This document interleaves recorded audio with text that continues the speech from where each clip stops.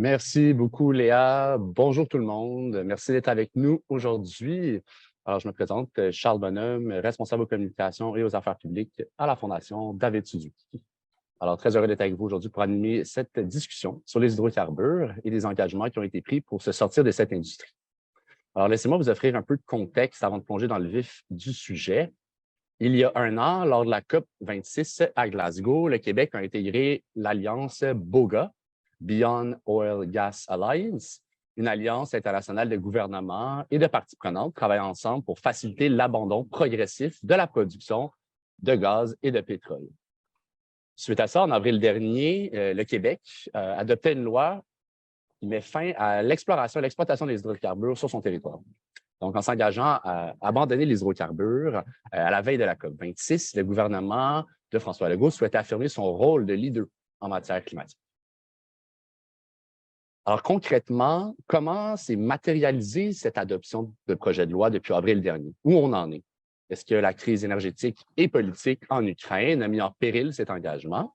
C'est entre autres ces questions-là qu'on nous tenterons de répondre aujourd'hui. Et pour en discuter, nous avons le plaisir d'avoir avec nous aujourd'hui Émile Boisseau-Bouvier, analyste des politiques climatiques chez Équiterre. Bonjour, Émile. Bonjour, Charles. Bonjour. Nous avons également avec nous Éric Pinault, professeur au département de sociologie de l'Université du Québec à Montréal, membre de la chaire de recherche de l'UQAM sur la transition écologique de l'Institut des sciences de l'environnement et chercheur associé à l'INRS. Bonjour, Éric. Bonjour. Nous avons également avec nous Nicolas Junot, donc directeur général des combustibles propres et des réservoirs du Bureau de la sous-ministre adjointe à l'énergie, ministère de l'Économie, de l'Innovation et de l'Énergie. Et nous avons, bonjour Nicolas, pardon. Bonjour. Et puis, nous avons également avec nous Anessa Kimball, professeure titulaire sciences politiques à l'Université Laval, de la direction du Centre sur la sécurité internationale et co-direction climat, sécurité et l'OTAN, du Réseau canadien sur la défense et la sécurité RCDS. Bonjour Anessa. Bonjour. Alors, fini les introductions, passons au vif du sujet. Petit rappel pour les gens qui sont avec nous, n'hésitez pas à poser des questions, on y reviendra par la suite. Alors, encore une fois, merci d'être avec nous aujourd'hui. Alors, pourriez-vous nous en dire un peu plus sur ce projet de loi 21? Donc, la loi visant principalement à mettre fin à la recherche et à la production d'hydrocarbures, ainsi qu'au financement public de ces activités. Et donc, quels sont les impacts sur le Québec, ces efforts de décarbonation? Donc, puisque le Québec ne produisait pas d'hydrocarbures, comme on le sait, est-ce que le projet de loi 21 change réellement la donne? Alors, pour débuter la discussion, je vais céder la parole maintenant à Nicolas Junot. Oui, bonjour. Peut-être d'entrée de jeu, là, pour mon implication dans le dossier, j'ai piloté l'exercice de préparation du projet de loi là, lorsque la décision a été prise. Donc, c'est l'expérience que j'ai eue. Puis quand on pose cette question-là, je pense pour revenir à peut-être 2018, on pourra aller plus loin là, dans le passé, là, où il y a eu beaucoup d'échanges, des évaluations environnementales stratégiques. Mais en 2018, où on était, on a eu la loi sur les hydrocarbures qui découlait de longues démarches qui étaient adoptées et ces règlements de mise en application qui sont venus baliser la possibilité d'exploration et d'exploitation d'hydrocarbures au Québec. Donc, il faut voir qu'en 2018, on était dans l'optique de, oui, il pourrait en avoir au Québec l'exploration, il pourrait en avoir de l'exploitation, mais avec certaines contraintes bien établies. Toutefois, il y a eu le contexte mondial qu'il faut avoir en tête là, qui a évolué. Je pense que tout le monde est d'accord avec ça, que le contexte mondial d'urgence climatique ne fait que s'accentuer. Donc ça, c'était dans le panorama aussi. Ce qui a amené à différentes actions, différentes positions. Je pense à l'Agence internationale d'énergie en 2021 qui est venue se positionner en disant qu'il ne fallait plus autoriser de nouveaux projets. Donc, ça faisait partie du contexte général aussi, de l'ambiance dans laquelle tout le monde évoluait. Ça nous a amené en 2021 au discours inaugural du premier ministre où on s'est repositionné puis il a annoncé clairement l'intention du gouvernement du Québec de mettre fin à la filière. Tu soulevais, Charles, tantôt, on s'est inscrit aussi suite à cette annonce-là à la BOGA. On a adhéré à la BOGA à l'automne 2021 également.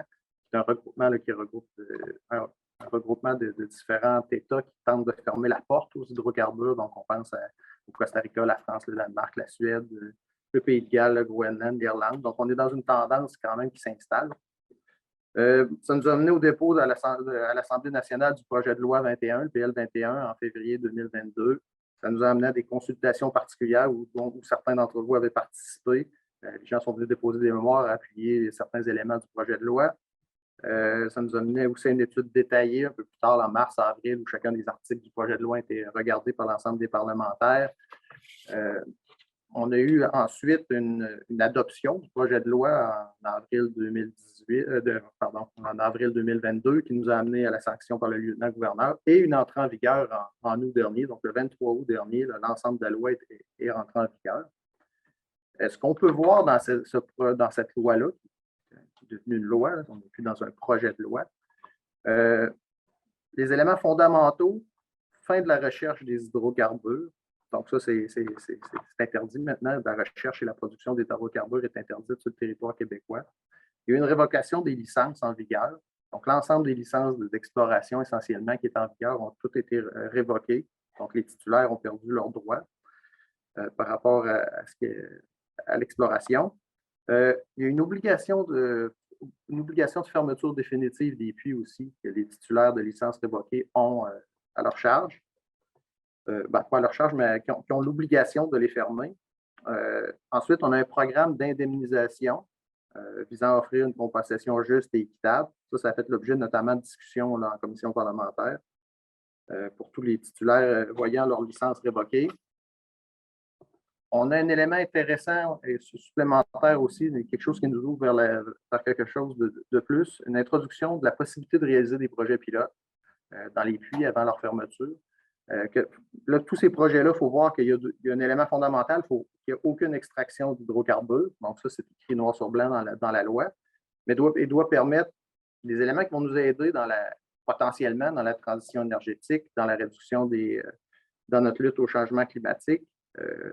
Donc, on parle du stockage de CO2, stockage d'hydrogène vert, de la géothermie, toute autre activité de transition énergétique qui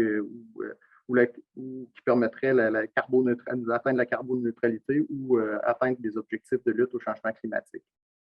Donc, essentiellement, malgré qu'il n'y avait pas de production au Québec, cette loi est très pertinente et a réussi à placer le Québec dans une position qu'on qualifierait de leader qui s'engage complètement dans la transition énergétique. Donc, c'est en cohérence avec la mouvance internationale ou le contexte international dont on parle, mais aussi dans les actions que le Québec pose jusqu'à maintenant. Puis, elle ouvre la porte à explorer de nouvelles avenues pour nous aider dans la transition énergétique avec les projets pilotes dont je parlais tantôt. Fait qu'essentiellement, c'est peut-être d'entrée de jeu, c'est peut-être ce que j'amènerais. Merci beaucoup, M. Junot. Honnêtement, c'est tout à fait vrai. Hein? Ce projet de loi-là envoie un signal, cette loi-là, pardon, comme vous l'avez mentionné, elle a été sanctionnée. Donc, cette loi-là amène, je crois, un signal fort à l'ensemble de la communauté internationale et aux autres provinces du Canada.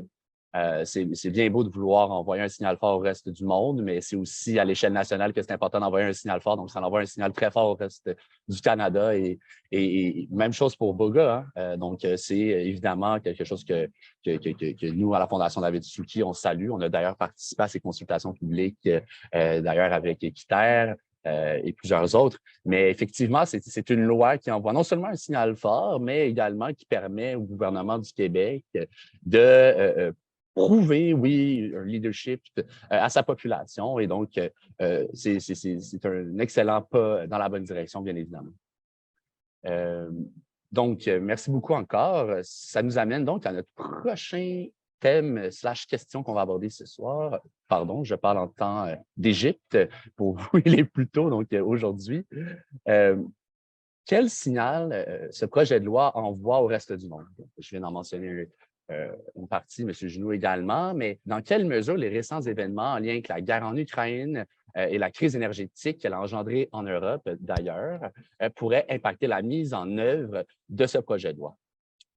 Alors, pour en discuter, Anessa, si vous voulez bien prendre la parole pour commencer. Oui, c'est certain qu'avec le conflit en Ukraine, que la question de l'approvisionnement est retournée ou est quand même de plus en plus priorisée sur les ordres du jour politiques. Avec cette loi-là, c'est certain que le Québec se présente comme un leader dans cette circonstance-là, mais il faut également noter que le Québec est quand même dans une position alternative qui est très, très particulière parce qu'on a des autres façons de produire l'énergie que une vaste majorité des provinces puis des autres États dans le monde n'y ont pas. Donc, même si on est capable d'aller de loin dans le dossier, il faut quand même prendre en compte que ceci peut être adapté puis modifié dans d'autres circonstances. On a quand même l'hydroélectricité qui fait en sorte qu'on peut s'assurer que l'économie roule puis que le monde vit. Ça se peut qu'élargir la façon de réfléchir sur les alternatives, ça serait bon si on veut vraiment prendre ce dossier puis piloter à l'échelle internationale de plus en plus. Pour ce qui est le conflit en Ukraine, c'est certain que ça met la pression sur nos partenaires européens justement de retrouver des autres sources d'approvisionnement, mais penser qu'ils vont chercher des ressources en Amérique du Nord, ça, c'est pas le cas. Ça va être plus de les aider, de libérer justement de leur dépendance que nécessairement faire un copie-coller de ce qu'on avait fait ici comme la loi. Merci beaucoup, Anessa. Effectivement, on entend beaucoup le discours autour donc, c'est quoi la solution? Et on entend beaucoup le gaz naturel comme le sauveur miraculeux. Alors, on le sait, hein, le gaz naturel reste une énergie fossile, donc il faut faire attention à ce discours-là, bien évidemment. Émile, je te cède la parole. Oui, c'est ça. Ben, pour faire du pouce sur l'idée qui vient d'être avancée, c'est vrai que le contexte québécois est spécial. On était bien placé pour faire le premier pas, mais en même temps, c'est normal que celui qui fasse le premier pas soit dans un état où on a un faible coût d'opportunité. On ne produisait pas de pétrole, de gaz. C'est normal que le premier joueur aille dans cette direction-là. Pour ce qui est de la situation énergétique en Ukraine, j'ai été bien réassuré de voir le premier ministre, M. Legault, dire que ça ne changeait pas les plans quant à la loi 21, la loi sur la fin des hydrocarbures. De toute façon, ça n'aurait pas été une réelle solution. Là. On le sait bien, la situation actuelle en Ukraine, c'est des besoins qui sont immédiats, et alors que le Québec n'est pas un producteur de pétrole, n'est pas un producteur de gaz.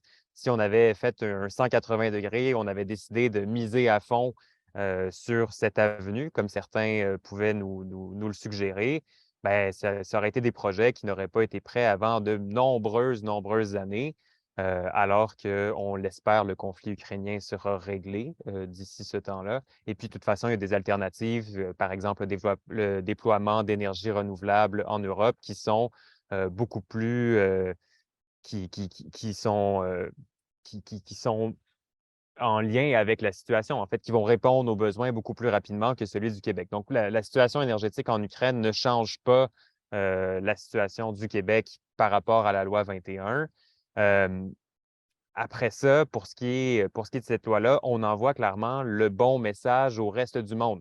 M. Junot le disait plus tôt, l'Agence internationale de l'énergie nous l'a dit, il faut, si on veut limiter le réchauffement climatique sous les 1,5 degrés Celsius, il n'y a aucun nouveau projet pétrolier, aucun nouveau projet gazier qui doit être développé. Le GIEC, depuis, a réitéré le même constat. Donc, le Québec est en lien avec les plus récentes données scientifiques. On a fait le bon choix et je suis content de voir que notre premier ministre continue dans la même direction.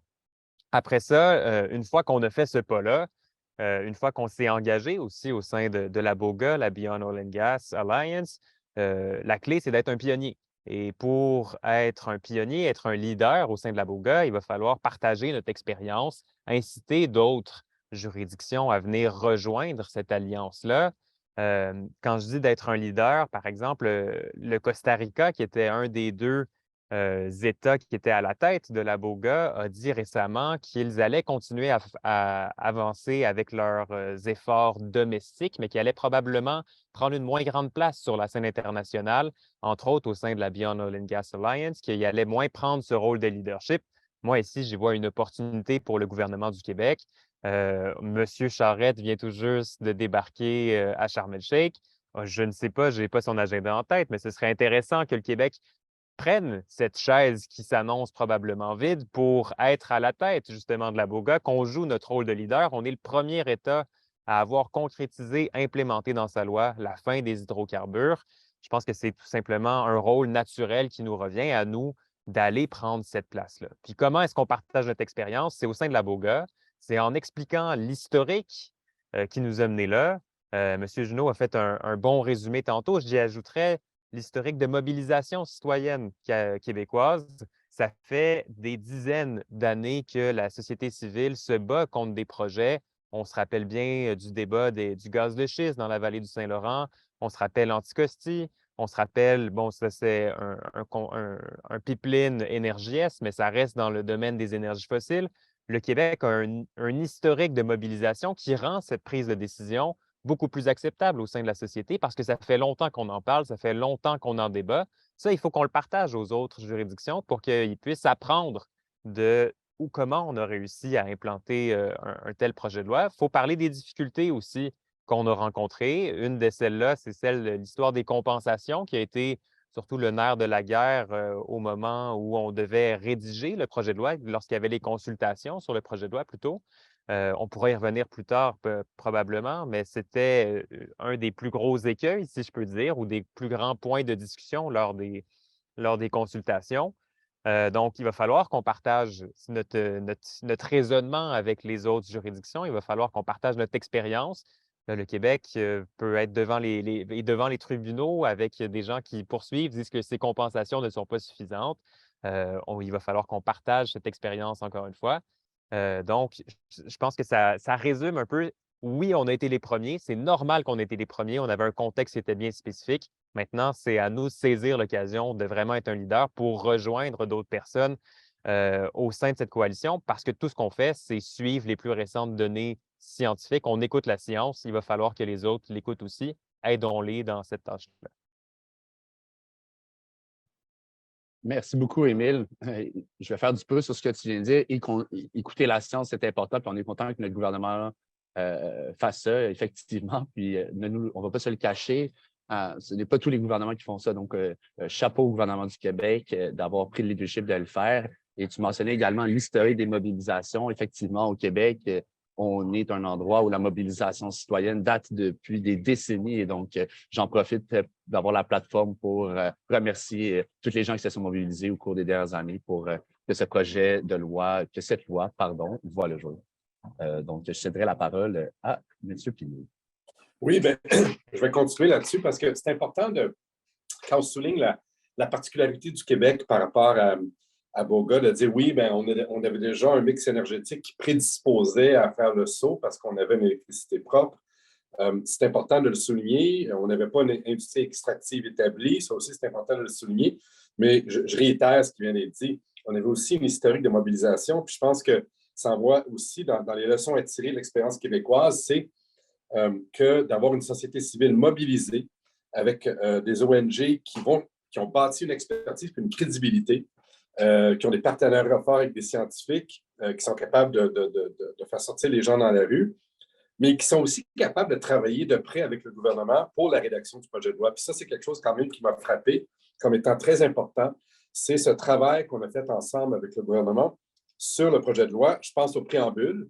Peut-être que Nicolas va vouloir en glisser quelques mots, mais c'était très important d'avoir un préambule qui était porteur, qui était exemplaire, qui référait à la science, qui référait non pas donc à des intérêts immédiats, mais qui référait en général à un processus, donc qui situait la loi dans un processus de lutte contre les changements climatiques, de transition énergétique.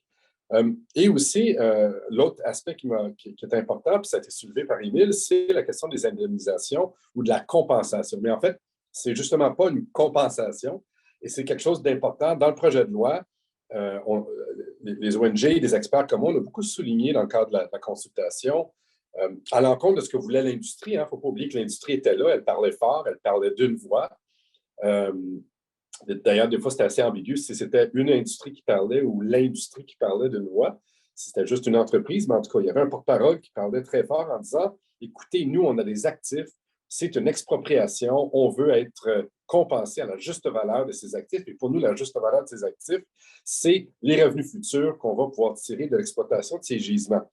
Et avec la société civile, on a beaucoup insisté pour dire non, c'est pas ça. Là, on est dans un contexte de transition.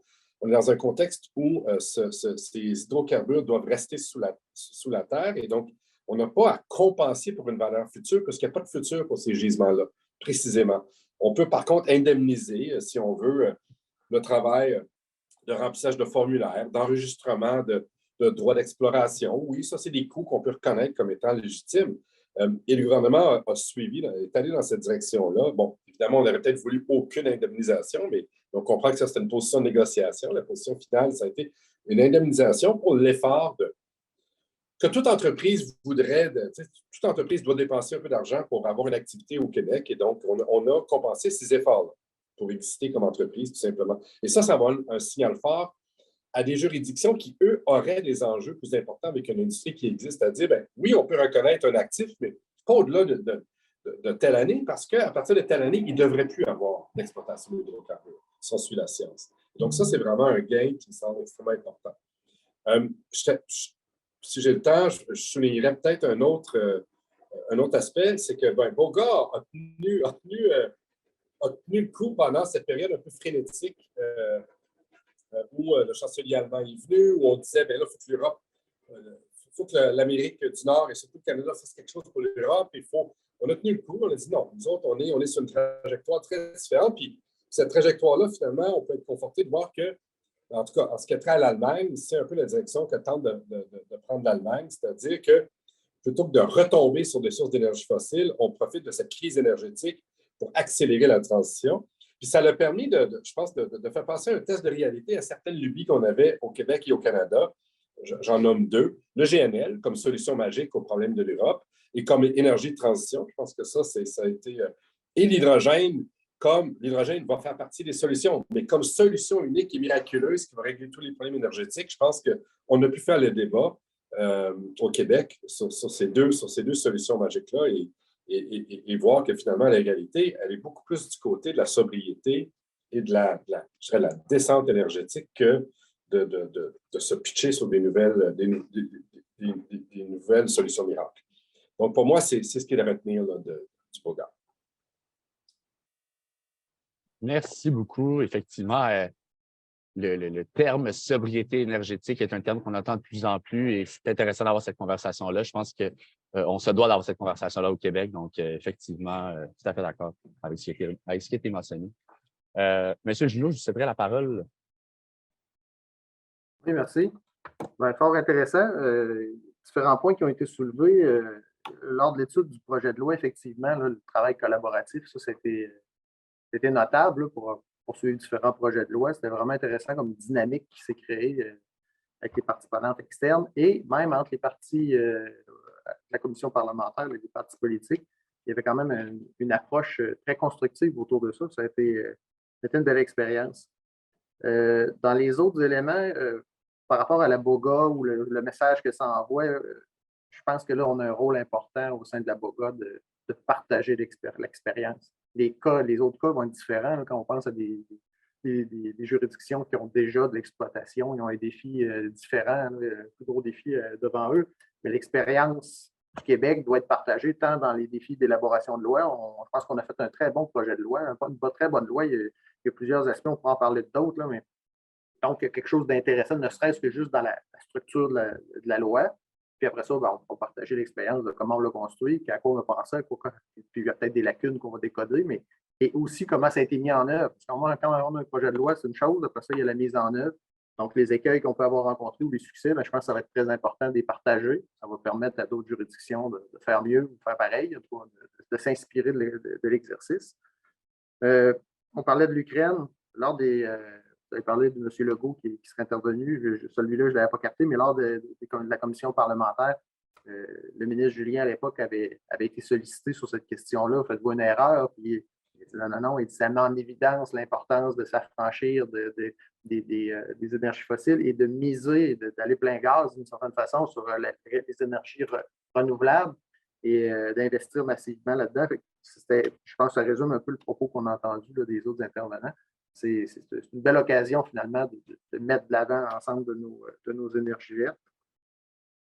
Éric, tu as soulevé le préambule. Je pense que c'est un autre élément intéressant à soulever. Quand ça a été discuté à l'Assemblée nationale, les parlementaires ont fait consensus sur l'importance. Normalement, il n'y a pas toujours ça, c'est plus rare. Dans un projet de loi, vous pourrez aller voir, il y a un préambule qui a été mis au début de la loi qui explique un peu, il souhaitait qu'on explique pourquoi le Québec a fait ce projet de loi-là, cette loi-là, quel contexte les a amenés à ça, quelles conditions. Parce qu'on est des pionniers, des gens de la BOGA ou d'autres vont aller voir le projet de loi. Donc, ils voulaient mettre en contexte pourquoi la société québécoise est rendue là. Puis j'ai sorti certains éléments qu'il y avait dans le texte. On parle d'urgence climatique, que le Québec est engagé dans la transition énergétique, qu'on s'est déclaré lié à l'accord de Paris, donc avec tous les engagements de réduction de GES, qu'on a adhéré à la BOGA, qu'on vise à atteindre la carboneutralité en 2050, que pour y arriver à la carboneutralité, on doit cesser tout investissement dans les nouveaux projets, que c'est un vaste chantier qui est collectif, qui passe par la transition énergétique. Puis là, il y avait une notion de fierté de l'État québécois, puis du développement économique que ça peut engendrer puis, pour l'ensemble du Québec. C'est un peu dans le contexte dans lequel ça s'est discuté, puis ça a été vraiment construit, on parlait de collaboratif, ça a été construit, ça a été discuté entre les parlementaires, c'est le fruit de leur exercice. Donc, c'est un élément important. Puis vous avez parlé de l'indemnisation, je pense qu'il faut y revenir, c'était effectivement, c'était l'élément le plus difficile, je pense, à calibrer, à discuter. Ce qu'il y avait dans l'objectif du gouvernement, c'était de maintenir la belle réputation que le Québec a sur la place internationale. C'est un endroit stable sur le plan démocratique, sur le plan économique. Donc, on ne voulait pas freiner d'autres investissements dans d'autres secteurs, en envoyant un signal pour réduire la confiance des investisseurs par rapport aux politiques gouvernementales. Donc, c'était l'esprit dans lequel il était calculé. Il était construit, le programme, et il y avait une notion de justice, d'être juste et équitable dans sa rédaction. Je pense qu'on a réussi l'exercice. C'était les grands points, moi, je pense, qui ont été abordés un peu par tout le monde, qui sont fort intéressants, qui sont au cœur de la loi. Oui, absolument. Ben, j'entends beaucoup le préambule, hein, on y revient souvent. Puis je pense que c'est important de le mentionner aux gens qui sont avec nous aujourd'hui. On est un peu tous au courant de cette loi, comment ça fonctionne, le développement d'un projet de loi et l'industrie justement pétrolière et gazière. Mais d'expliquer à la population en général l'importance de cette décision, l'importance de pourquoi on va vers un projet de loi, en l'expliquant aussi bien dans un préambule, je pense que c'est fondamental. Souvent, on a l'impression, je trouve qu'on se parle entre nous sans comprendre ou sans considérer le fait qu'il y a plusieurs personnes pour qui c'est pas quelque chose pour lequel ils sont très familiers. Donc, je trouvais ça super important d'avoir ce genre d'explication-là pour tout le monde dans le préambule. Donc, chapeau là-dessus également. Est-ce que vous m'entendez? Il y a de la musique qui joue en arrière de moi, mais ça va parfait. Donc, je passerai à la prochaine question. Donc, une question de synergie où on invite les panélistes ici à prendre la parole lorsque ça vous chante. Alors, par rapport aux points qui ont été exposés dans la discussion, quelles sont, selon vous, les prochaines grandes étapes pour une sortie des hydrocarbures qui sont porteuses de justice sociale et qui respectent la transition juste qu'on entend parler depuis si longtemps? Émile, je vous cède la parole. Oui, merci Charles. Bien, premièrement, je pense que le projet de loi est devenu loi. Maintenant, il faut l'implémenter. Ce n'est pas 100% terminé. Il faut fermer les puits, s'assurer que ce soit bien fait. Donc, ça, c'est une partie qui est non négligeable. Et puis, il va nous falloir ensuite tirer des leçons aussi de cette fermeture des puits. Donc, maintenant, on l'a dit, là, il faut le faire.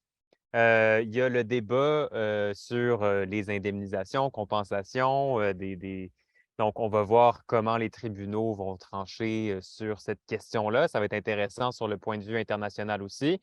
Et puis, pour les projets pilotes, hein, M. Junot l'a mentionné au début, mais on a des puits, on peut peut-être les utiliser pour tester des technologies qui seraient compatibles avec la carboneutralité. C'est important d'avoir une transparence quand même dans les projets de loi qui vont être, pas les projets de loi, les projets plutôt pilotes qui vont être choisis comme projet pilote, que ce soit dans son déploiement, que ce soit aussi s'assurer que ces projets pilotes ils soient bien encadrés. Hein. par exemple par la loi sur la qualité de l'environnement, que ça réponde à nos normes québécoises qu'on s'est données, être certain que oui, on a des possibles idées avec ces puits-là, autant les utiliser, mais assurons-nous de bien le faire. Après ça, Charles, ta question portait plus sur les prochaines étapes pour décarboner le Québec. Bien, on a un projet de loi qui va nous assurer qu'on ne va pas augmenter nos émissions, mais on n'était pas un producteur de pétrole et de gaz. Donc, tous les autres défis de réduction de gaz à effet de serre demeurent. On a un grand défi devant nous, là. On a une cible de 37,5 qui est, selon mon organisation et selon plusieurs autres, insuffisante aux yeux de la juste part du Québec. On est un pays, on est un État qui est riche, un État qui fait partie des plus grands pollueurs mondiaux. On le sent très bien, justement, à la COP ici, où on est en contact direct avec des gens qui n'ont pas, qui subissent déjà les conséquences des changements climatiques de plein fouet puis qui n'en sont pas responsables. Mais cela dit, il va falloir réduire nos émissions. Et pour ça, il va falloir prendre des bonnes décisions dès maintenant parce que 2050, ça vient très vite. Il va falloir éviter de verrouiller notre dépendance aux hydrocarbures. Je pense entre autres au chauffage des maisons. En ce moment, il y a la possibilité qu'on utilise la biénergie, gaz et électricité pour décarboner le secteur du chauffage des maisons pour les gens qui se chauffent au gaz en ce moment. C'est une option qui pourrait être utile, mais par contre, ce n'est pas une solution qui nous mène vers la carboneutralité 2050. Il y a des alternatives où le Québec peut être un leader, encore une fois, par exemple le stockage thermique pour le chauffage, où on peut se positionner comme leader pour miser sur notre force, l'hydroélectricité, miser sur nos brevets développés par Hydro-Québec et vraiment sortir des hydrocarbures parce que c'est ce que la science nous dit. On l'a écouté une fois, continuons de le faire. Et puis après ça, tous les autres défis, on pourra en reparler, mais ils sont multiples, entre autres le secteur des transports qui occupe près de la moitié de nos émissions de gaz à effet de serre. Donc, autant qu'en aménagement du territoire, en électrification des transports, en développement du transport en commun, le transport actif, ce ne sont pas les chantiers qui manquent pour le Québec parce qu'il y a encore beaucoup de pain sur la planche. Merci beaucoup, Émile. Effectivement, on parle beaucoup d'hydrocarbures, mais il y a énormément de chantiers sur lesquels on va devoir travailler si on veut une réelle transition juste dans les années à venir. Et je parle dans l'avenir, mais je devrais dire maintenant, parce que c'est maintenant qu'on en a besoin. Monsieur Pinault, je vous cède la parole. Oui, bien en fait, on peut dire que la BOGA a été passée, la loi 21 passée au printemps, puis déjà, quelques mois plus tard, on est engagé dans ce débat-là. On n'est plus dans le débat sur comment arrêter l'extraire, on est dans le débat sur comment faire cette transition. On a vu cet automne, tout à coup, l'idée que, oups, on n'est pas en surplus d'énergie, mais peut-être qu'on en a pas assez pour opérer la transition. Donc, je pense qu'on est devant on a eu je dirais peut-être une attitude un peu angélique envers cette question de transition. On se disait, bien, on a l'électricité, on a juste à tout électrifier, puis tout va bien aller. Puis là, on réalise maintenant, je pense depuis quelques semaines, quelques mois, que l'électrification, ce n'est pas une panacée, que le processus de décarbonation de notre économie, comme Émile le soulève, là, c'est beaucoup plus complexe, que ce processus-là va être beaucoup plus dérangeant, que ce n'est pas vrai qu'on va juste tout changer puis rien changer en même temps, puis qu'il va y avoir un troisième lien avec des chars électriques dessus, puis tout va bien aller. Je pense que là, on est devant des choix de société importants. Si on veut convertir tous les joules actuels qu'on consomme au Québec, il faut le souligner, là, on est parmi les plus hauts consommateurs d'énergie par capita sur la Terre. On accote vraiment dans les 10 premiers là, pays en termes d'intensité énergétique par personne. Là, le Québec, on est très élevé. Évidemment, on peut dire oui, mais on a l'aluminium, on a les papetières, on a des énergies, mais ce n'est pas juste au niveau des industries, c'est notre mode de transport, c'est la manière dont on chauffe, c'est la manière dont on utilise l'énergie. Bref, si on veut convertir toutes ces joules-là, les sales et les propres en joules propres, la recherche tend à montrer qu'on va externaliser beaucoup des coûts de cette conversion-là, puis il va y avoir des enjeux de justice qui vont se présenter. On va inonder peut-être des vastes territoires dans le Nord pour refaire des grands barrages, puis sinon, on va mobiliser beaucoup de matériaux critiques qui sortent de mines. Ces mines-là sont où? Donc, il y a vraiment un enjeu, je pense, au niveau de la manière d'envisager la transition. L'autre manière de l'envisager, si on n'est pas dans une conversion joule pour joule, c'est de dire qu'il faut opérer ce qu'on appelle une descente énergétique. Il faut y aller dans la voie de la sobriété. Puis là, il faut avoir un modèle économique puis un modèle social capable de réaliser cette descente énergétique-là. Ça, c'est un débat de société important, déchirant, mais en même temps qui doit être informé par la science, qui doit prendre son temps. Moi, je pense qu'on est mal parti si ce débat-là se fait à 3 personnes. Si c'est juste 3 personnes, un comité formé du premier ministre, du ministre Fitzgibbon et de la PDG d'Hydro-Québec, c'est juste là qu'on fait ce débat-là. On va avoir 2 problèmes. On va avoir un horizon de solution très limité et on va avoir un problème d'adhésion. Les gens ne vont pas adhérer. Là. La seule manière qu'on peut faire adhérer une population à une transformation importante et profonde de son mode de vie, c'est de l'engager dans la discussion. C'est d'élargir le débat puis de l'approfondir. Alors, je pense que autant que le BOGA, ça a été quelque chose qui s'est fait avec une alliance, mouvements sociaux, personnes à l'intérieur du gouvernement qui voulaient faire avancer les dossiers et un gouvernement qui était quand même ouvert à... Alors là, on est devant le même modèle, je pense. On va devoir avoir un débat de société qui implique les ONG, la société civile, les personnes à l'intérieur de l'appareil d'État qui sont visionnaires, qui ont une certaine compréhension des enjeux, et les politiciens et politiciennes qui veulent bien participer à ce débat, et c'est par là qu'il faut aller. Le débat, c'est un levier de transformation sociale, et je termine là-dessus. Quand on lit les rapports du GIEC sur ce que ça prend pour arriver à la carboneutralité d'ici 2050, ou même, moi, je pense qu'on devrait y arriver plus tôt, si on veut vraiment... Au Québec, je parle, on devrait accélérer cette transition, on est capable. Ça prend des transformations systémiques très profondes. Notre économie va complètement changer de nature, notre mode de vie va changer, la mobilité, la manière dont on s'habille, la manière dont on se loge, etc. Tout ça est amené à changer. Pour opérer ces changements-là, ça prend un débat de société important et profond. Il faut se donner les moyens de l'avoir. Donc, moi, je pense qu'on est rendu là. Et j'interpelle, en fait, j'interpelle la société et le gouvernement pour dire, c'est pas à 3 qu'on va faire ce débat-là. Malgré la pluralité des positions, on sait que Sophie Brochu, elle amène une posture de sobriété, mais c'est pas grave, il faut plus de gens. Il faut avoir un débat profond et informé par à la fois les mouvements sociaux et l'expertise. Merci beaucoup. Puis, je suis tout à fait d'accord avec ce qu'il vient de dire. Sur la partie de faire une discussion à 3, on a parlé au tout début de la conversation sur la façon dont le projet de loi 21 avait été fait, avait été travaillé, et on a souligné l'importance d'avoir impliqué tout le monde dans ce travail-là, dans les consultations publiques. Tout le monde y a participé, puis on le voit, les critiques n'ont pas été grandes envers ce projet de loi-là parce que le monde a été impliqué. Donc, absolument d'accord sur ce point-là. Également, par rapport à la transition juste, on voit ça souvent comme un défi de taille, on voit ça comme quelque chose de colossal, et donc ça fait peur aux gens. Et je trouve que c'est un discours qui est dangereux, puis un discours qui est du passé. Quand on parle de transition juste, on parle d'opportunité. Et je pense qu'il faut arrêter de faire peur aux gens, il faut essayer de les accompagner là-dedans, leur offrir les solutions d'accompagnement, mais aussi leur dire et leur prouver que c'est des opportunités et non pas un moment de déchirure sociale ou un moment où on est dans le fond au pied du mur et on ne pourra pas y arriver. Donc, je pense que le discours doit être autour des opportunités et des solutions pour y arriver. Et pour le faire, il faut bien évidemment que tous soient inclus dans cette discussion-là. Madame Kimball, je passe la parole. Oui, moi, j'ajouterais qu'il y a certaines choses qui soulignent tout ça. C'est à la fois, on a parlé des droits de propriété, puis en sachant que les institutions, les lois sont effectivement, ils visent justement à répartager les droits de propriété, puis également en fait, créer un équilibre qui est stable à l'avenir. Donc, c'est-à-dire la carboneutralité comme l'ordre du jour, comme quand même un intérêt politique, un intérêt social. Ça prend plus qu'un projet de loi. C'est ça que mon collègue vient de dire. C'est une transition sociale, mais c'est aussi une transition de marché.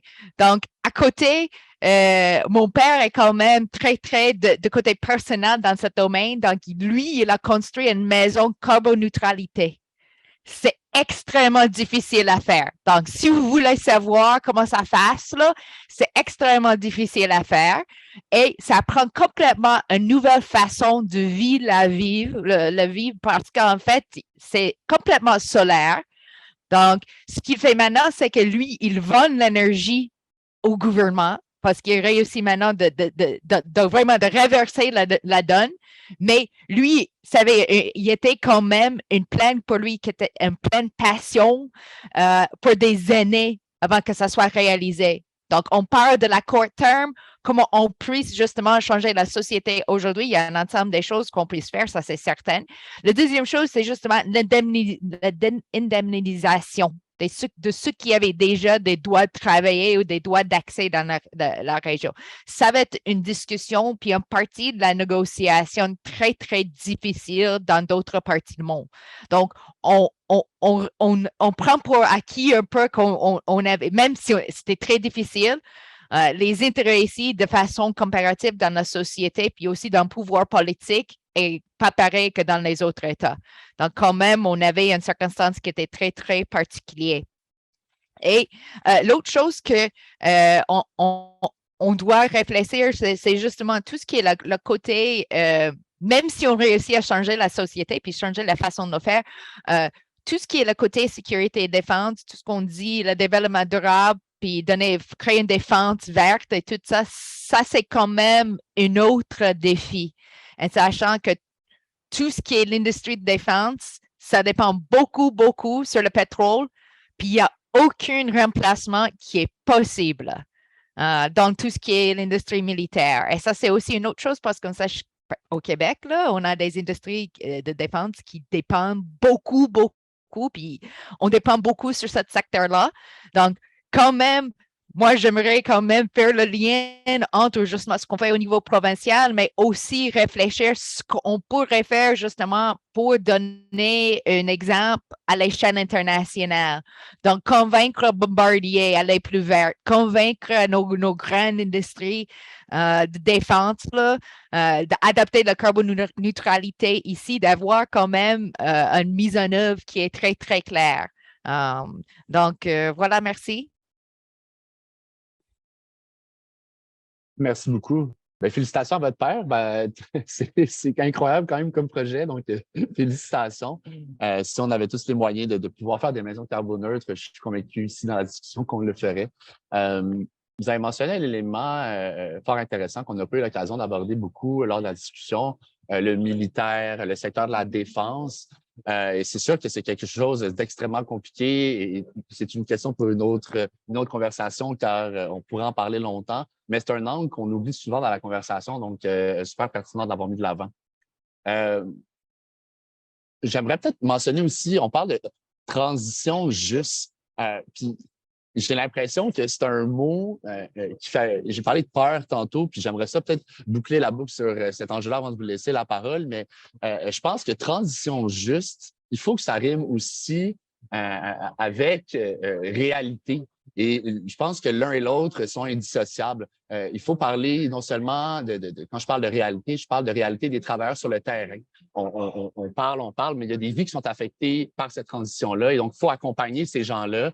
Et pour les accompagner, on va avoir besoin d'un gouvernement leader, on va avoir besoin d'entreprises qui prennent ça au sérieux, on va avoir besoin de personnes sur le terrain qui vont mobiliser, on va avoir besoin de travailleurs et travailleuses qui demandent de changer. Et donc, c'est un gros travail d'équipe, mais je crois qu'on a tout au Québec pour y arriver. Et j'en suis convaincu que si on continue de collaborer, que ce soit la société civile, les citoyens et citoyennes, les gouvernements, je crois qu'on a la boîte à outils parfaite pour y arriver. Avant de passer aux questions de nos auditoires, de notre auditoire, pardon, j'aimerais peut-être vous laisser l'occasion pour un mot de la fin, si jamais vous désirez le faire. Sinon, on passera directement aux questions. Oui, M. Ginaud. Oui, ben moi, j'ai quelques éléments que j'ai entendus. Tantôt, tu as parlé des opportunités, de voir ça comme une opportunité. Je trouve ça super intéressant. De un, je pense que là, c'est vers là qu'on s'en va, d'investir, de faire de la réduction, là, de l'efficacité énergétique, mais investir massivement, là, intelligemment dans les énergies renouvelables. Ça me semble quelque chose de très porteur. On a une belle opportunité là. On parlait dans ton deuxième point, tu as parlé d'accompagner ou en tout cas d'arrêter de ne pas faire peur. Je pense que dans l'accompagnement, il y a l'opportunité aussi de développer un secteur d'avenir, des emplois dans un secteur d'avenir. C'est un créneau à développer fort intéressant. Puis le Québec va développer une expertise. On a déjà des créneaux d'expertise, mais je pense qu'on peut multiplier ça et d'investir là-dedans. C'est pas demain que ce type d'emploi-là vont quitter ou cette expertise-là ne sera pas utile. Au contraire, puis on l'exportera au besoin. Et ça, c'est une opportunité, c'est clair. Puis le projet de loi, si on revient au projet de loi, bien, on avait inscrit des projets pilotes dans cette optique-là. C'était une opportunité avant de fermer les puits qui ont coûté des millions, puis qui donnent une vision sur le sous-sol québécois avant de les fermer. Il y a une opportunité à investiguer de ce côté-là.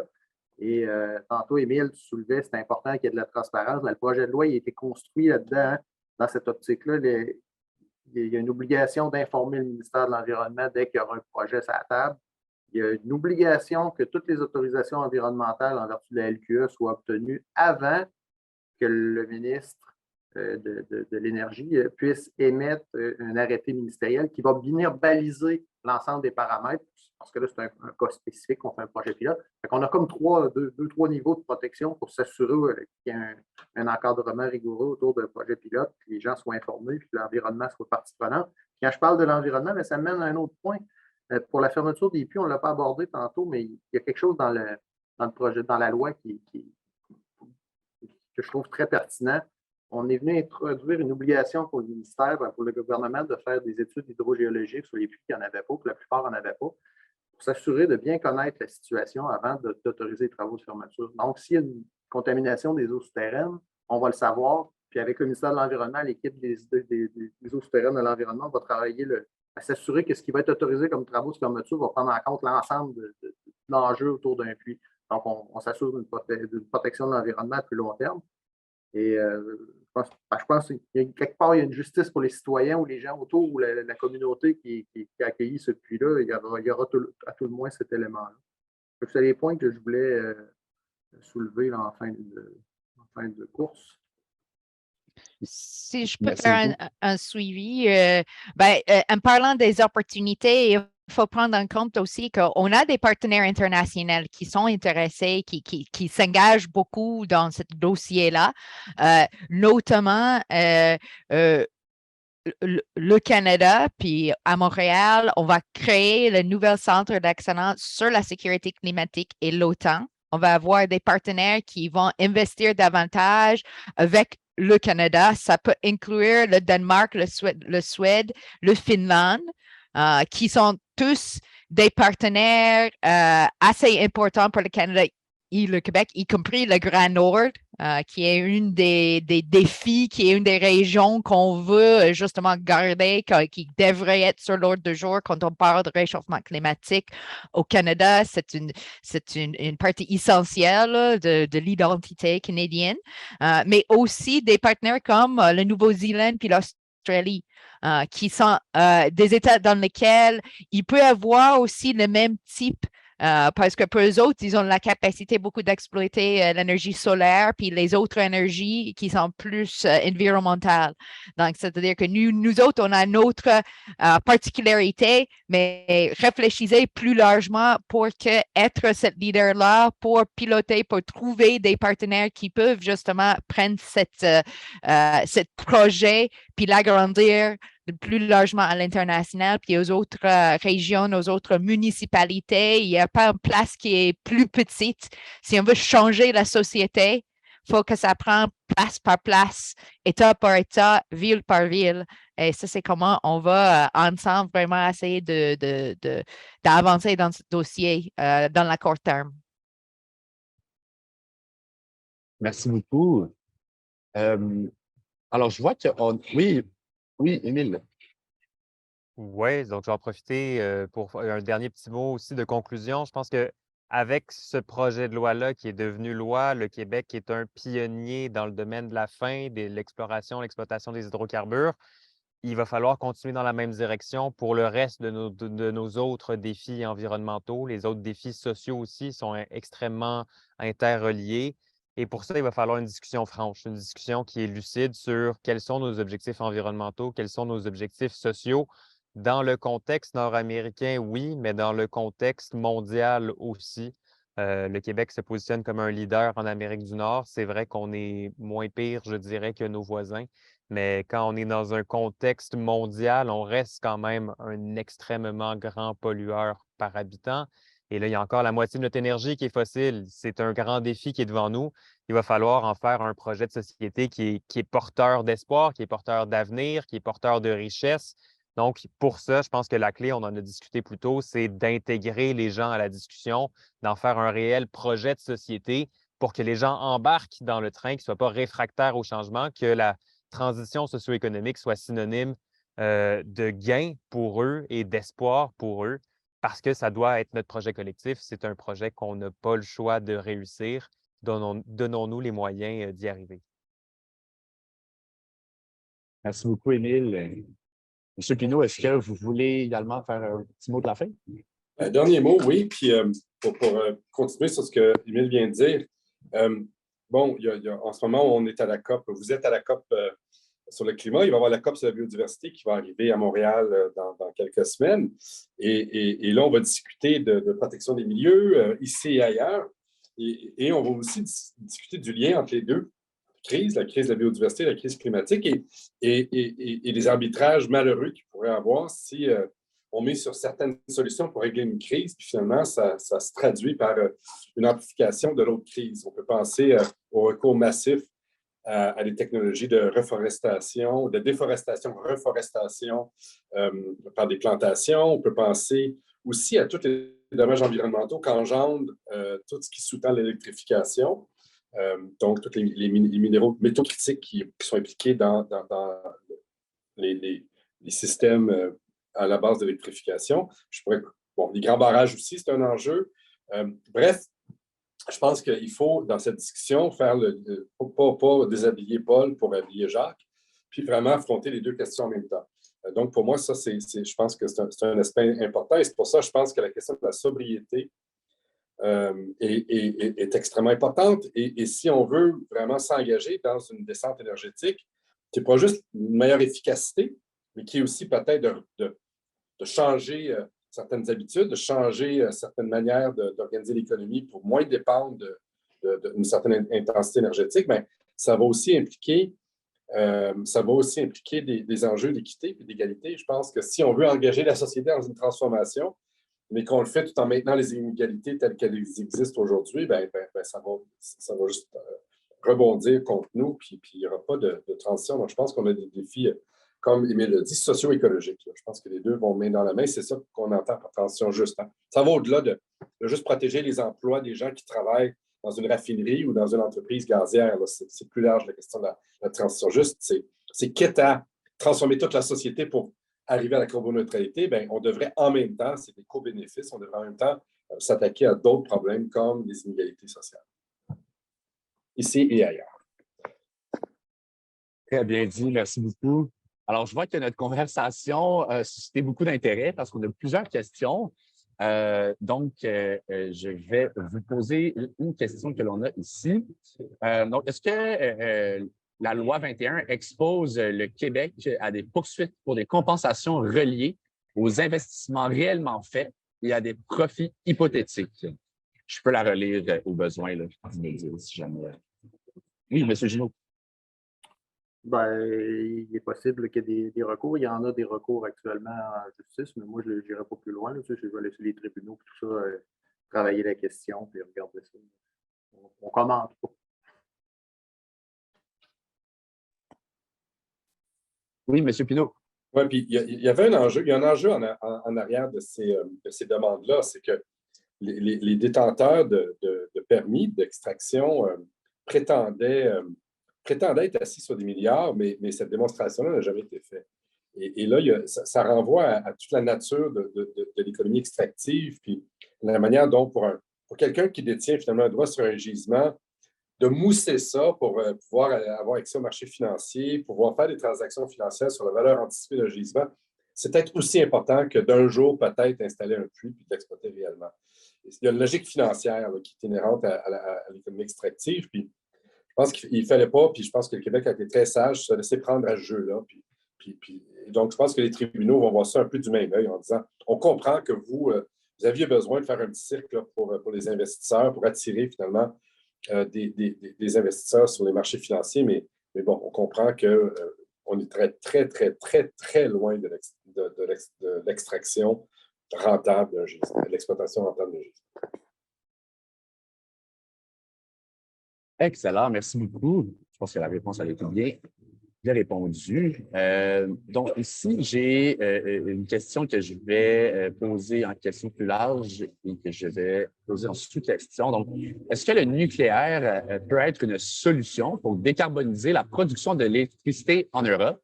Ou pour le contexte québécois, est-ce que les nouveaux petits réacteurs nucléaires sont des solutions pour les villes du Grand Nord québécois? Oui.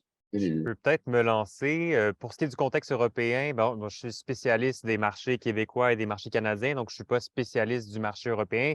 De ce que je sais, c'est qu'il y a déjà des réacteurs qui sont en fonction. On peut les garder en vie, si je peux dire. Après ça, pour ce qui est du développement de nouvelles capacités nucléaires, je ne me sens pas apte à parler de ça. Mais pour ce qui est du Québec, c'est vrai que le Grand Nord québécois, on a des réseaux autonomes qui ne sont pas reliés au reste du réseau d'Hydro-Québec. Donc, en ce moment, on brûle du diesel pour alimenter les communautés qui ne sont pas reliées au reste du réseau. C'est l'essentiel des émissions de gaz à effet de serre d'Hydro-Québec qui proviennent de ces réseaux autonomes. Après ça, pour la question des petits réacteurs modulaires, ça, c'est une technologie que l'industrie nous fait miroiter. Par contre, il n'y a pas encore un petit réacteur modulaire commercial qui est en œuvre au monde. C'est des milliards de dollars d'investissement pour pouvoir atteindre potentiellement le niveau commercial pour des petits réacteurs modulaires. Par contre, ce qui se fait déjà dans le Grand Nord québécois, ce sont des projets d'énergie renouvelable. Hydro-Québec travaille en partenariat avec les communautés inuit, donc avec ces communautés-là pour, par exemple, il y a un projet de centrale au fil de l'eau, il y a un projet de panneaux solaires. Donc, il y a des alternatives qui existent. Je pense que le Québec peut miser sur ses avantages. On a mis fin au nucléaire, à l'expérience nucléaire au Québec. Ça fait 10 ans maintenant qu'on a fermé Gentilly 2. Il y a des solutions qui sont déjà prêtes à être mises en œuvre. Et je sais qu'Hydro-Québec travaille très fort, donc je ne pense pas que les petits réacteurs modulaires soient une solution. Après ça, il y a le contexte d'acceptabilité sociale aussi. Il faudrait avoir une discussion avec les communautés qui sont là avant de même penser à avoir installé de tels petits réacteurs modulaires. Donc, je pense qu'Éric voudrait réagir aussi à cette question-là. Oui, puis j'aimerais ça entendre ça aussi, mais peut-être qu'il y a quelque chose à dire sur ça, mais moi, rapidement, juste de rappeler que au kilowatt, là, sans même parler des externalités du nucléaire, de ce que ça implique comme type de société même, parce qu'il y a tout un enjeu de sécurisation, de gestion à long terme. Long terme, ce n'était pas le bon mot, là, gestion multi-séculaire. On engage l'humanité pour des dizaines de milliers d'années, mais bon, sans même parler de ça, juste le prix au kilowatt, bon, mais malheureusement, le nucléaire n'est plus dans le game, là, c'est fini. Là. Le solaire, l'éolien, le bas à plat de couture, à la limite, on pourrait même miser sur le GNR au pire, là, si vraiment il faut absolument avoir quelque chose qui repose sur d'autres sources que ces deux sources-là. Donc, je pense que pour ce qui est en tout cas de l'Amérique du Nord, la question ne se pose pas. Après ça, tout ce que soulignait Émile en termes en Europe, c'est déjà là. Bon, peut-être que ça vaut la peine de les laisser rouler encore un petit peu, mais je ne pense pas que, contrairement à ce que prétend le gouvernement canadien, c'est une voie d'avenir, dans la mesure où c'est juste pas rentable. C'était peut-être rentable des années. On n'est plus là, on est rendu ailleurs. Les technologies renouvelables sont matures, sont éprouvées. On est capable. Donc, voilà. Moi, j'ajouterais à côté du fait que c'est pas rentable, même nos partenaires en Europe qui ont une certaine dépendance sur le nucléaire depuis au moins le début du conflit en Ukraine, là, il a quand même pris des positions publiques dans lesquelles plus en plus il veut se retirer. Il ne faut pas oublier Fukushima, le fait qu'on avait vu justement un désastre nucléaire qui a quand même changé beaucoup la position du Japon sur le nucléaire, sur l'énergie nucléaire. Et l'autre côté qui n'est pas vraiment discuté, M. Pinault a parlé un petit peu, mais c'est la sécurité et tout ce qui se touche l'énergie nucléaire. Ça ajoute un ensemble des autres obligations en ce qui traite le rapportage de l'énergie nucléaire pacifique dans le contexte de l'Agence énergétique atomique. Donc, ça, c'est plus travail pour ce qui va l'utiliser. Mais aussi, actuellement, pour ce qui sont les déchets nucléaires, c'est très, très pas environnemental, tout ce qui traite les déchets nucléaires. Et ce qui se passe notamment, c'est que la France et des autres États, ils envoient leurs déchets nucléaires en Afrique. Donc, ce n'est pas une solution environnementale non plus, c'est une solution qui tente d'exploiter les États qui sont déjà appauvris de côté énergétique. Moi, je crois que c'est pas une solution qui vaut la peine de vraiment réfléchir du fond là, aller vers d'autres agri-ressources. Merci beaucoup. Parce que vous avez extrêmement bien répondu à la question. Je vais poursuivre avec une autre question que l'on a dans le chat. Que pensez-vous de l'investissement de la Caisse de dépôt et placement du Québec dans Énergir? Je peux peut-être me permettre une réponse, puis après ça, vous donner la parole.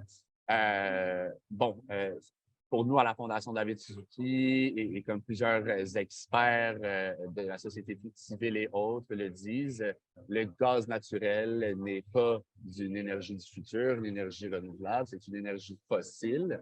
Et donc, si on veut arrêter d'être dépendant aux énergies fossiles, il faut arrêter de les financer. Alors, clairement que nous sommes à la Fondation David Suzuki, je vais parler pour mon organisation, c'est sûr que nous sommes défavorables à ces investissements dans une énergie fossile. Dans le contexte où, comme on l'a mentionné tout au long de la conversation, il faut arrêter d'être dépendant vers ces énergies-là, il faut arrêter d'investir dans ces énergies-là. Et donc, étant donné que le gaz naturel est une énergie fossile, il faut absolument arrêter d'investir et investir dans des alternatives au gaz naturel.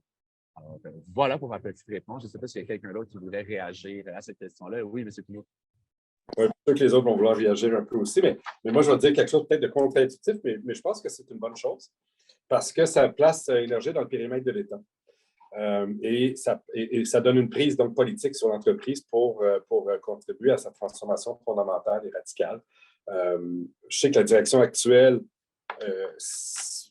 voit certaines opportunités du côté des énergies renouvelables, mais en même temps reste attaché aux tuyaux puis au gaz fossile qui coule dedans, malgré les promesses là, de développer le DGNR, le gaz naturel renouvelable, qui est du gaz manufacturé. Finalement, là, on manufacture du gaz à partir de déchets industriels ou agro-industriels dans le cas du purin de porc ou du lisier, des poulaillers.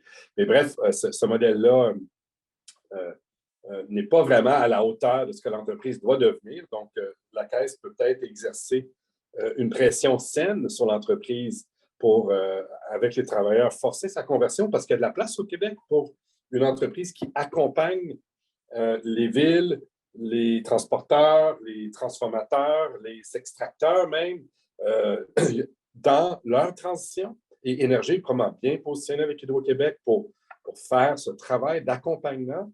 Moi, je vois Énergir aller dans cette direction-là, puis je le sais qu'il y a du monde à l'interne qui aimerait que l'entreprise fasse ce virage-là. Puis peut-être aussi qu'elle gère un parc éventuel d'équipements renouvelables dans l'éolien ou dans le solaire, je le vois moins au Québec, le solaire, là, mais en tout cas, dans l'éolien, ça c'est certain. Quoi qu'Hydro-Québec pourrait développer aussi. Mais bref, je vois ça plutôt d'un bon œil, dans la mesure où la Caisse est sérieuse dans son idée de contribuer à la transition énergétique et contribuer à la transition écologique, dans la mesure où la Caisse lâche et est en train de la lâcher. Je pense que je travaille sur Sortons la Caisse avec vous autres, Suzuki et les autres organisations, dans la mesure où la Caisse lâche l'idée que le gaz est une énergie de transition. On sent que ça bouge à la Caisse. Le jour que ça va être fait, je pense que ça va pouvoir aller vite avec Énergir. Excellent, merci beaucoup. C'est effectivement un point de vue qu'on n'entend pas souvent, donc merci beaucoup de l'avoir mis de l'avant. C'est intéressant de voir ce côté d'accompagnement. Une socialisation semi-assumée. Semi-assumée. Bien dit. Parfait, je vais continuer, étant donné que le temps file et qu'on a d'autres questions qui nous ont été posées. Alors, que pensez des initiatives comme la Convention citoyenne pour le climat qui a eu lieu en France? Le projet était de tirer au sort 150 citoyens et citoyennes pour réfléchir ensemble et établir une liste de propositions pour lutter, en fait, pour diminuer les émissions de CO2. Est-ce que vous avez besoin que je la répète? Elle était longue, ça vous va? Ben, je peux me permettre une piste de réponse, là. Je pense qu'on en a parlé un peu tout au long de la conversation, d'intégrer les citoyens et les citoyennes à la conversation. C'est extrêmement important si on veut avoir de l'acceptabilité sociale. Et donc, en mon sens, c'est une très bonne initiative d'avoir fait ça en France. Et donc, je crois exactement là, d'inclure les gens dans ces projets de société-là, c'est important, ça va avoir une acceptabilité sociale, comme je l'ai dit. Après ça, l'échantillon qui a été fait, je ne pourrais pas me prononcer là-dessus, mais l'idée générale me semble être excellente. Émile. Oui, ben, je m'en allais dans la même direction que toi, Charles, sans connaître le projet dans ses détails. J'avais entendu parler de l'initiative, mais je n'ai pas vu de retombées ou d'analyse, en fait, de la question. Je pense que c'est intéressant, comme on l'a dit, et même nécessaire d'impliquer la population dans la transition socio-écologique à laquelle qu'on doit commencer ou qu'on doit poursuivre. C'est intéressant de revenir un peu à ce qui était la base de la démocratie aussi, d'utiliser le citoyen pour qu'il soit vraiment engagé dans sa société. Je serais vraiment curieux si quelqu'un a des données ou en fait des analyses de cette convention citoyenne. C'est quelque chose qui, je pense, est peut-être un porteur d'espoir ou porteur d'idées au Québec. J'aime beaucoup le lien avec la démocratie que tu as fait. Non, effectivement, c'est super. Oui, M. Pilot. Oui, juste rapidement, qu'au Québec, on a eu une démarche un peu similaire, mais qui a pris une forme plus peut-être structurante à moyen terme, qui est la démarche du Fonds commun sur la transition énergétique, qui a regroupé quand même presque une centaine d'organisations. Les grandes centrales syndicales, le mouvement environnementaliste était là, des petits groupes citoyens d'un peu partout étaient là, et beaucoup d'universitaires ont contribué à essayer de réfléchir à une feuille de route pour la transition au Québec. Le document existe, vous pouvez le trouver facilement sur Internet. On appelle ça la feuille de route Québec Zen pour zéro émission nette. Mais c'est une démarche assez similaire, mais à cette différence près que, puisque c'était des organisations qui arrivaient, eh bien, le processus a été encadré et peut-être typique de la société québécoise où c'est à travers un dialogue social, finalement, qu'on arrive à trouver des solutions quand on a des grands coups de barre à donner. Et donc, je pense que c'est dans cette foulée-là là, d'encourager le dialogue social, finalement. Merci beaucoup. Alors, je passe à la prochaine question. Pensez-vous que le secteur agricole et forestier, par des pratiques durables, pourrait séquestrer le carbone de façon significative? Je céderai la parole, ce n'est malheureusement pas mon domaine d'expertise. Émile. C'est pas le mien en détail non plus. Par contre, je peux quand même avancer certains éléments de réponse. Premièrement, oui, ça a son rôle à jouer. Après ça, il ne faut pas non plus mettre tous ses œufs dans le même panier, là, quand les gens nous parlent de reforestation pour régler les problèmes climatiques, donc de compensation carbone. Ça vient avec beaucoup, beaucoup, beaucoup de bémols et beaucoup d'astérisques. Donc, il faut il y a des liens avec la biodiversité, comme Éric le rappelait plus tôt, sur les dangers de faire des monocultures de reforestation. Et puis, il y a une chose aussi, c'est que si on veut arriver à la carboneutralité, on ne peut pas juste compenser, il faut réellement diminuer nos émissions, tout ce qu'on est capable de diminuer, puis il restera quelques émissions résiduelles qu'on n'est pas capable d'éliminer. Là, il y aura un faible rôle à jouer pour les compensations, mais ça doit être la solution de dernier recours, pas de premier recours. Après ça, si le secteur agricole peut s'améliorer, oui, c'est quelque chose sur lequel on travaille justement chez Équiterre. Il y a toutes sortes de pratiques agricoles qui sont à développer, à favoriser d'un point de vue économique aussi pour le gouvernement, que ce soit rentable pour les agriculteurs, par exemple, de mettre des couvertures de sol pour l'hiver qui vont garder le carbone qui est capté par nos sols, avoir des sols qui sont vivants, parce que dans une poignée de terre, il y a des milliards d'organismes qui sont là, qui sont capables de séquestrer le carbone. En ce moment, nos sols, ils sont malades, malheureusement, à cause de l'agriculture industrielle qu'on a, avec les monocultures qui sont dopées aux intrants chimiques et aux pesticides. Il va donc falloir revenir à des techniques agricoles qui sont à échelle beaucoup plus modeste et qui vont favoriser la santé des sols, où là, il y a un potentiel de captage de carbone. Par contre, je le répète, la captation et les compensations, ça a ses limites. Il faut d'avant tout réduire nos émissions avant de compenser. On doit garder ça en dernier recours. Ouais, je pense que c'est un excellent point qui a amené Émile. D'ailleurs, ça me fait penser au plan de Montréal de planter 500 000 arbres. On travaille là-dessus dans la Fondation David Suzuki, on crée un rapport. Puis quand on parle de plantation d'arbres, on pense souvent à séquestration, alors qu'il y a beaucoup de bienfaits à planter des arbres. On parle d'effets sur la santé, on parle d'effets sur les îlots de chaleur. Donc, il y a beaucoup d'autres effets. Mais je pense qu'on ne pourrait pas vanter les bienfaits simplement de planter des arbres et se dire, bon, ben ça va régler les problèmes, on peut continuer nos émissions.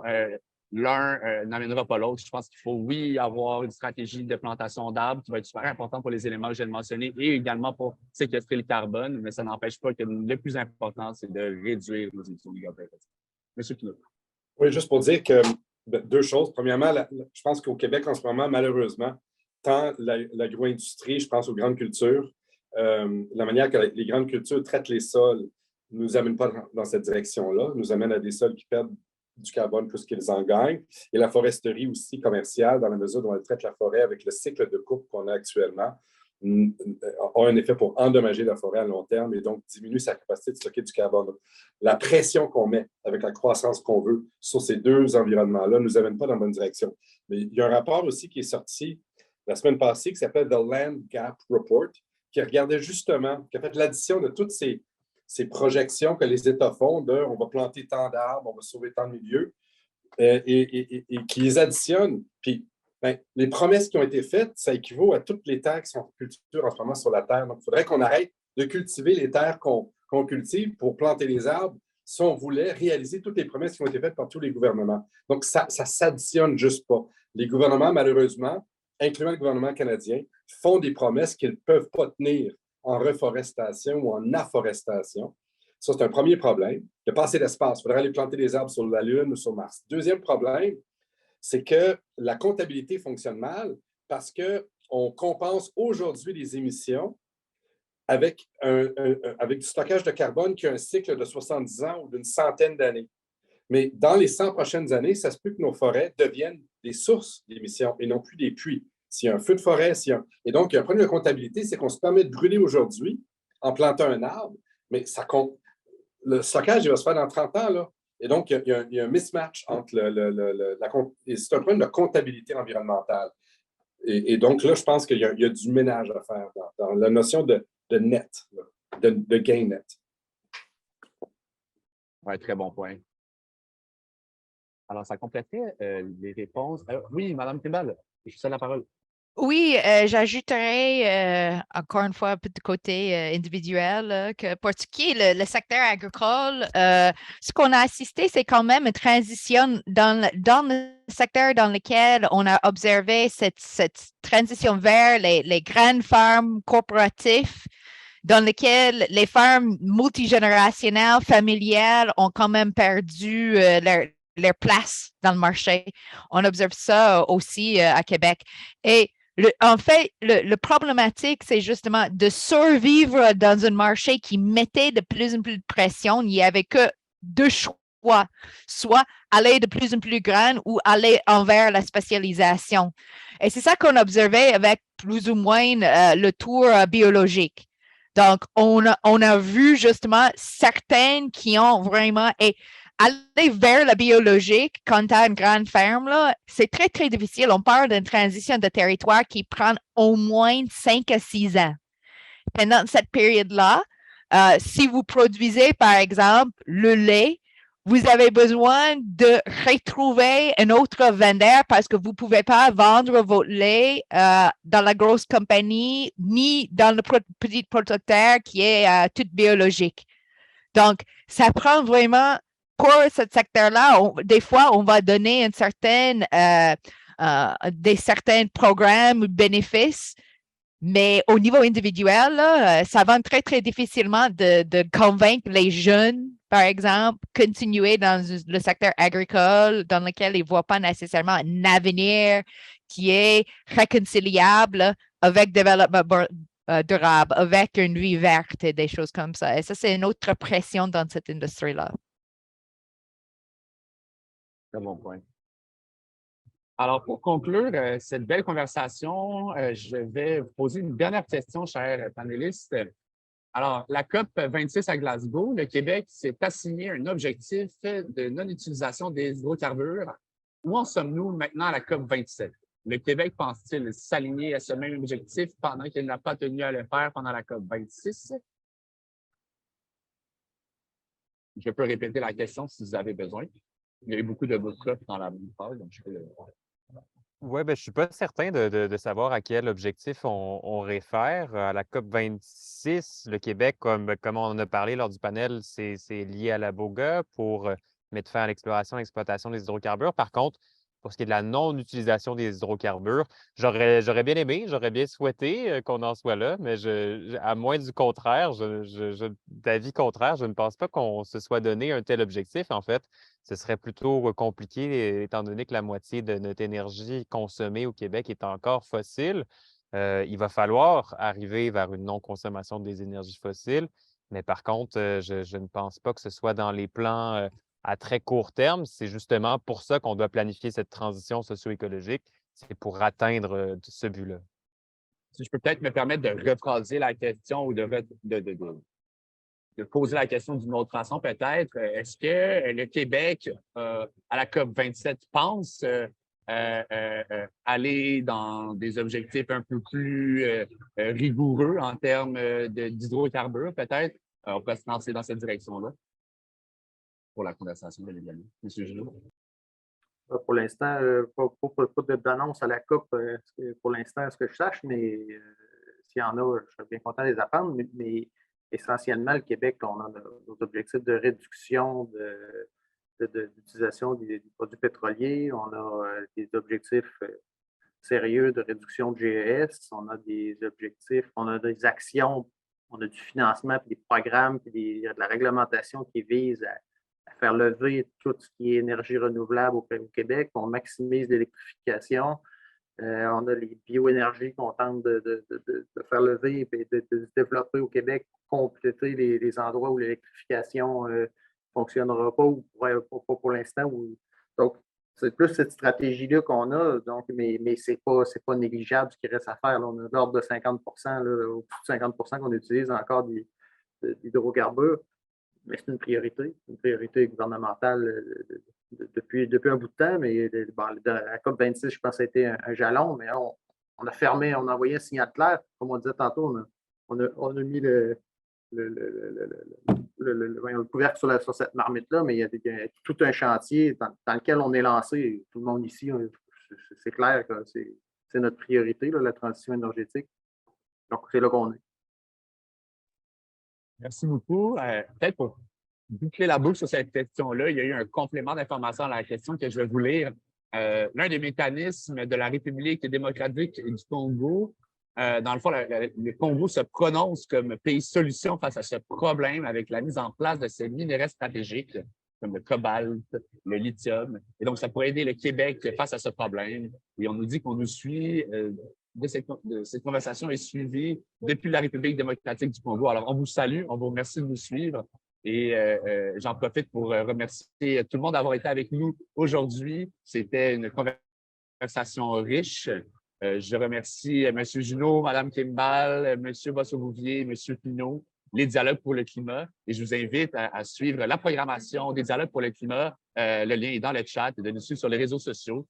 Alors, encore une fois, merci tout le monde d'avoir été avec nous aujourd'hui. Ça a été super agréable de pouvoir animer cette conversation. Donc, encore une fois, merci beaucoup.